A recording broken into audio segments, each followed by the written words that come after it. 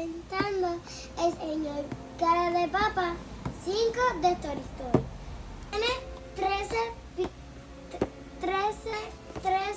piezas. Se ponen las piezas dentro del señor Papa. Ponerlas de diferentes formas. Vamos a abrirlo. Se ponen las piezas. Ahora le ponemos las orejitas. Ahora vamos a poner la boca. Ahora la nariz. Ahora vamos a poner los ojos, manitos.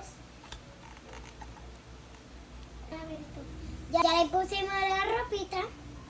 Ahora el pantalón, las botitas.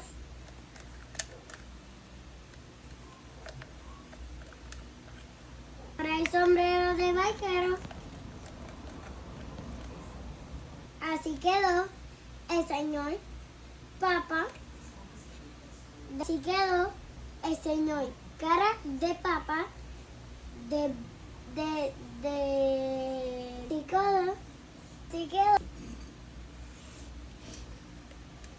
Así quedó el señor Cara de Papa. Vestido de Woody. ¡Hola, vaquero!